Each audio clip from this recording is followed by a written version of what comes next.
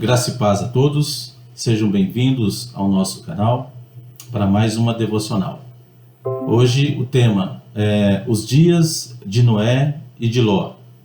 Uma palavra sobre os dias da segunda vinda de Jesus, né? O texto básico para a nossa devocional de hoje encontra-se em Lucas, Evangelho de Lucas, capítulo 17, dos versos 26 a 37. E eu quero chamar a sua atenção para que você acompanhe a leitura deste texto. Lucas, capítulo 17, de 26 a 37, que diz assim: Assim como foi nos dias de Noé, será também nos dias do Filho do Homem. Comiam, bebiam, casavam e davam-se em casamento, até o dia em que Noé entrou na arca e veio o dilúvio e destruiu a todos. O mesmo aconteceu nos dias de Ló. Comiam, bebiam, compravam, vendiam, plantavam e edificavam. Mas no dia em que Ló saiu de Sodoma, choveu do céu fogo e enxofre e destruiu a todos. Assim será no dia em que o Filho do Homem se manifestar. Naquele dia, quem estiver no eirado e tiver os seus bens em casa, não desça para tirá-los. E de igual modo, quem estiver no campo, não volte para trás. Lembrai-vos da mulher de Ló. Quem quiser preservar a sua vida, perdê-la-á. E quem a perder, de fato a salvará. Digo-vos que naquela noite, 2 estarão numa cama. Um será tomado e deixado o outro. 2 mulheres estarão juntas moendo. Uma será tomada e deixada a outra. 2 estarão no campo. Um será tomado e o outro deixado. Então lhe perguntaram: Onde será isso, Senhor? Respondeu-lhes Jesus, no caso, né? Onde estiver o corpo, aí se ajuntarão também os abutres. Até aqui. Meus queridos, como eu disse, o assunto apresentado nesses versículos refere-se à segunda vinda de Cristo. Primeiramente, devemos observar nesses versículos que terrível quadro o Senhor Jesus retrata sobre o estado da igreja na época de sua segunda vinda. Somos informados que, assim como foi nos dias de Noé e nos dias de Ló, assim será no dia em que o Filho do Homem se manifestar. O caráter, meus queridos, o caráter daqueles dias não foi deixado à nossa especulação. Somos ensinados aqui com clareza que em ambas as épocas, vejam, os homens estavam completamente absorvidos em comer, beber, casar-se, comprar, vender, plantar, edificar, e não se importavam com mais nada. Por fim, vejam que é nos dois casos, né? Tanto de Noé como de Ló. Por fim veio o dilúvio nos dias de Noé e destruiu a todos, exceto os que estavam na arca. O fogo caiu do céu nos dias de Ló. Vejam, um foi água, outro foi fogo, e consumiu a todos, exceto Ló, sua esposa e filhas. E nosso Senhor Jesus declarou com muita clareza aqui que coisas semelhantes a essas acontecerão quando ele vier novamente no fim do mundo, na sua segunda vinda. Diz o apóstolo Paulo em 1 Tessalonicenses 5,3 o seguinte: Quando andarem dizendo paz e segurança, eis que lhes sobrevirá repentina destruição. É difícil imaginarmos uma passagem das Escrituras, sabe, que aniquila de modo mais completo as ideias comuns que prevalecem entre os homens em referência à segunda vinda de Cristo. O mundo, preste atenção nisso, o mundo não será convertido quando o Senhor Jesus vier novamente. Não será. A terra não se encherá do conhecimento da glória do Senhor. O reino de paz não será estabelecido. Se as palavras realmente possuem significado, esses versículos nos mostram que no dia da manifestação de Cristo, a terra estará repleta de impiedade e mundanismo. Serão muitos os incrédulos e os não convertidos. Os crentes e piedosos, assim como na época de Noé e nos dias de Ló, serão pouquíssimos, infelizmente. Infelizmente serão pouquíssimos. Tenhamos cuidado conosco mesmo e acautelemo-nos do espírito do mundo. Não podemos agir como as outras pessoas que vivem a comprar, vender, plantar, edificar, comer, beber e dar-se em casamento, como se tivéssemos nascido apenas para isso, vivêssemos apenas para isso. Dedicação exclusiva a essas coisas nos arruinará tão completamente quanto o pecado notório. Preste atenção nisso. Assim como Ló, precisamos escapar. Assim como Noé, temos de correr para a arca. Essa é a nossa única segurança, nossa única esperança. Somente então estaremos seguros no dia da ira do Senhor e evitaremos a destruição quando o Filho do Homem se manifestar. Essa é a primeira lição. A segunda lição é que devemos observar nesses versículos o aviso solene de nosso Senhor contra uma falsa confissão de segui-lo. Vejam, em imediata conexão com a descrição do seu segundo advento, ele nos disse: lembrai-vos da mulher de Ló. Olha que aviso. Lembrai-vos da mulher de Ló. A mulher de Ló, avançou bastante em sua confissão de ser crente. Era a esposa de um homem justo. Por meio de Ló, ela estava ligada a Abraão, o pai da fé. Juntamente com seu esposo, ela fugiu de Sodoma no dia em que ele escapou da destruição, por obedecer à ordem divina. No entanto, vejam, a mulher de Ló não era realmente como seu marido. Ela havia deixado seu coração em Sodoma. Ela voluntariamente desobedeceu à única exortação que o anjo colocara sobre ela. Ou seja, ela olhou para trás em direção àquela cidade e foi imediatamente morta. Ela foi transformada em uma estátua de sal e pereceu em seus pecados, infelizmente. Por isso, nosso Senhor Jesus disse: lembrai-vos da mulher de Ló. Olha só. A mulher de Ló, meus queridos, presta atenção, é muito sério esse assunto. A mulher de Ló foi deixada como um sinal e uma advertência para todos aqueles que professam ser crentes.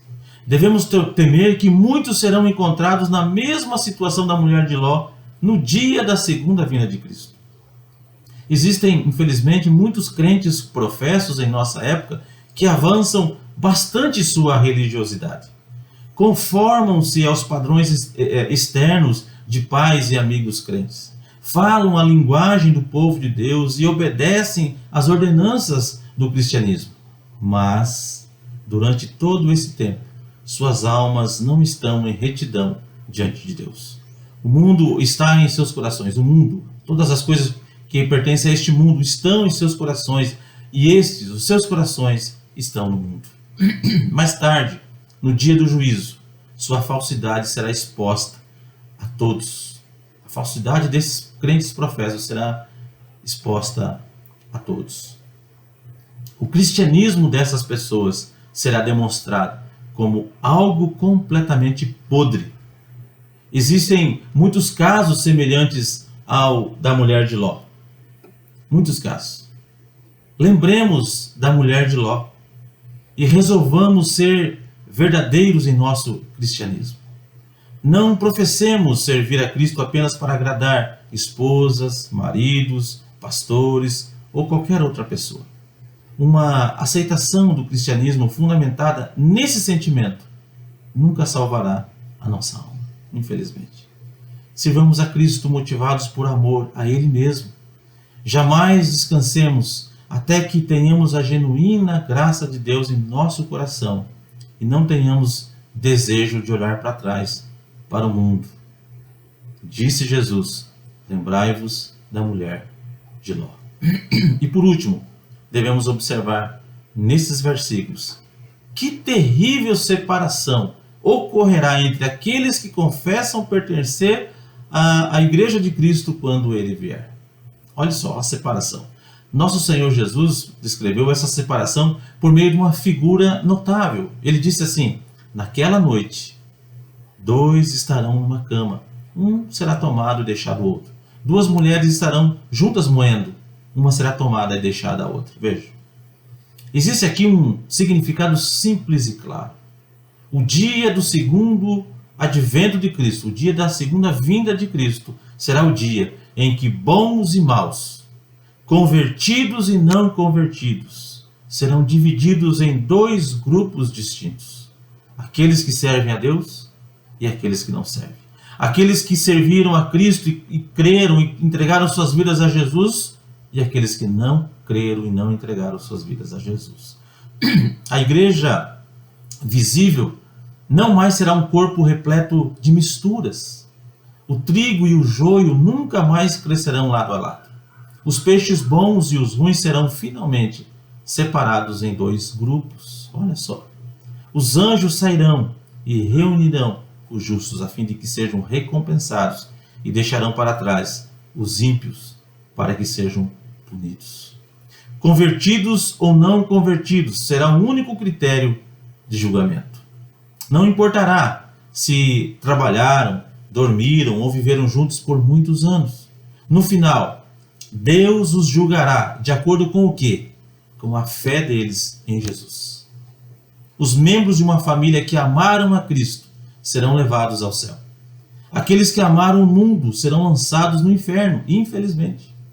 Convertidos e não convertidos serão separados para sempre quando Jesus retornar. O que nós devemos fazer com essas verdades? Devemos guardá-las em nosso coração. São verdades. Se amamos nossos parentes e amigos, temos obrigação especial de pensar sobre eles. Se eles são verdadeiros servos de Cristo, precisamos saber que temos de lançar nossa sorte juntamente com eles, se não desejamos um dia ficar separados deles para sempre.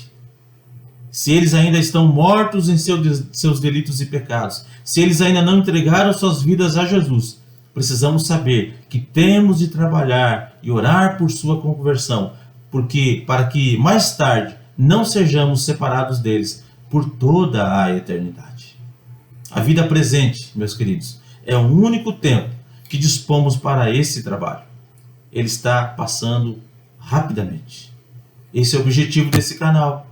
Esse canal existe para levar o Evangelho às pessoas, às famílias, principalmente encorajando aqueles que já são crentes a continuarem firmes na fé, mas também tem um outro objetivo: levar Jesus para aqueles que ainda não assumiram um compromisso sério com Ele, porque o tempo está passando. Nós precisamos pregar o Evangelho, e é isso que nós estamos fazendo aqui. Partida e separação da família através da morte física sempre é algo doloroso, nós sabemos disso. Mas todas as separações que estamos observando no momento não serão nada se comparadas àquela que ocorrerá na segunda vinda de Cristo. É uma separação eterna, para sempre. A pergunta é: como você está se preparando para o grande dia da volta de Cristo? Como está a sua vida? Onde você passará a eternidade? Essas são as perguntas sérias que nos levam a fazer depois de ouvirmos esse texto e esta meditação. Lembre-se das palavras do Senhor Jesus. Olha o que ele disse: lembrai-vos da mulher de Ló. Olha o fim que ela teve. Quem quiser preservar a sua vida, perdê-la-á. E quem a perder, de fato, a salvará. Ou seja, quem negar tudo, negar esta vida, por causa de Jesus, salvará a sua vida, salvará a sua alma. Busque ao Senhor. Meu desejo para você e meu conselho nesse dia, nessa hora: busque ao Senhor enquanto é tempo e entregue a sua vida hoje mesmo a Jesus. Amanhã pode ser muito tarde. Entregue sua vida para Jesus hoje.